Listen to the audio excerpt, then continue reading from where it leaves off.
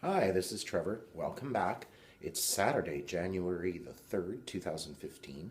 Here we are, a whole new year, and it's time for our weekly tarot card video. And we've been working through the Rider-Waite Tarot deck.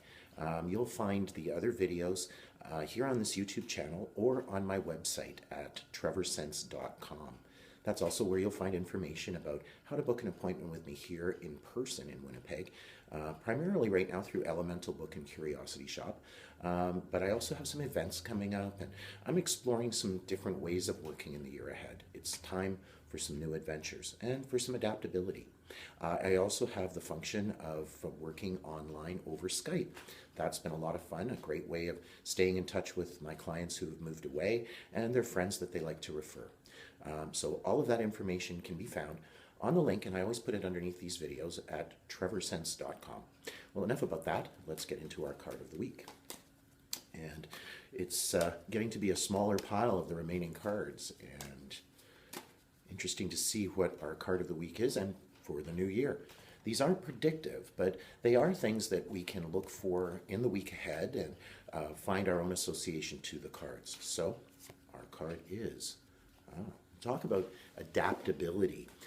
We have the Two of Pentacles. And interesting, I always say let's look at the cards comparatively. Let's see where symbols come up again and again. And this symbol, this sort of sideways figure 8, is, some see it as an eternity symbol. It is actually called a lemniscate. And it suggests a flow of energy, what is kind of moving back and forth throughout our lives. And in the way the figure is drawn in the Rider-Waite deck, we get the sense of them being a juggler. He's wearing this sort of funny cap, and we see the rolling seas in the background. Now, in the Rider deck, the open water is a little different from just the element of water that we find in cups.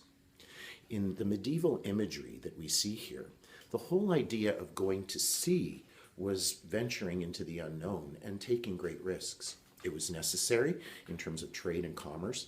We can't just stay in our own safe little comfort zones. We have to venture forward. So really kind of seems like a risky time. Those ships are kind of getting buffeted about on the waves. And we see this flow of energy, this sense of adaptability. Now again, we look at what all of the twos have in common. And I like to associate the number to the positions we see in the Celtic cross layout.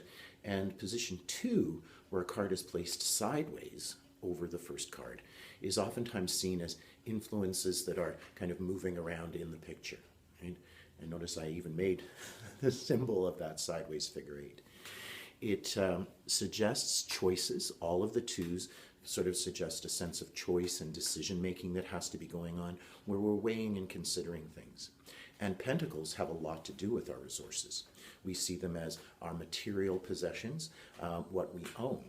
But in inner work, kind of on an esoteric level, owning takes on a bit of a different feeling. I think sometimes, you hear sort of people who've been in sort of California style work, they'll kind of say, oh, I really have to own that experience. And that's talking about accountability, what we have to own, what we have to look at that has worth and value.